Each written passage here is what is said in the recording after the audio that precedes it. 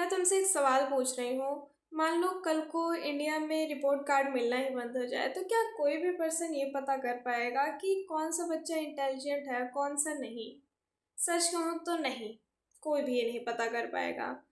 क्योंकि हमारी education system ने सिर्फ हमें एक ही बात सिखाई है, good marks means good student. तुम्हारे अंदर स्किल्स हैं या फिर तुम क्रिएटिव हो, तुम्हें लीडरशिप आती है या नहीं, तुम म्यूजिक डांस इन सब चीज़ों में अमेजिंग हो, नो बडी केयर्स, बस मार्क्स दिखाओ।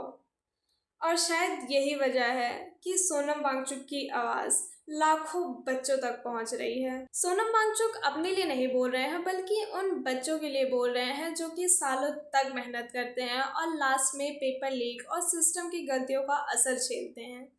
अभी कुछ दिन पहले ही उन्होंने एक लंबी भूख हड़ताल की थी जिनकी वजह से उनकी तबीयत खराब हो गई और उन्हें प्रोटेस्ट साइट से ही हॉस्पिटल ले जाया गया। And this entire sequence of events sparked a new debate across the country on education system. अब तुम खुद सोचो, जिस इंसान ने अपनी हेल्थ दांव पे लगा दी, क्या कम से कम उसकी आवाज़ सुनना भी ज़रूरी नहीं है? हो सकता है तुम उनकी काफ़ी बातों से एग्री ना भी करो, हो सकता है गवर्नमेंट के कुछ अपने रीजंस हो, पर डेमोक्रेसी में सवाल पूछना क्राइम नहीं है। और ऑनेस्टली प्रॉब्लम ये नहीं है कि पेपर लीक्स हो रहे हैं, प्रॉब्लम है माइंड सेट, लोगों का माइंड सेट। 90% है तो बच्चा जीनियस है, 60% है तो बच्चा एवरेज है, और अगर यहीं कहीं 40% आ गया किसी बच्चे का तो वो फेलियर है।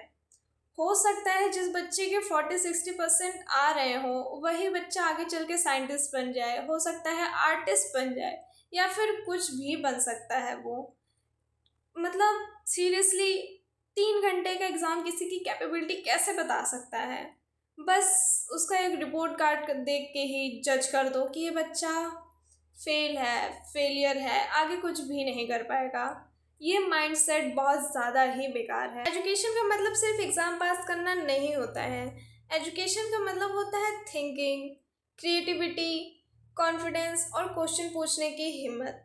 अगर सिस्टम इन्हीं सारी चीज़ों को इग्नोर कर देगा तो शायद डिग्री तो मिल ही जाएगी, पर तुम्हारा टैलेंट पीछे छूट जाएगा। So tell me, Indian education system को बदलाव की ज़रूरत है या नहीं? अपना अपना ओपिनियन मुझे कमेंट में ज़रूर बताना।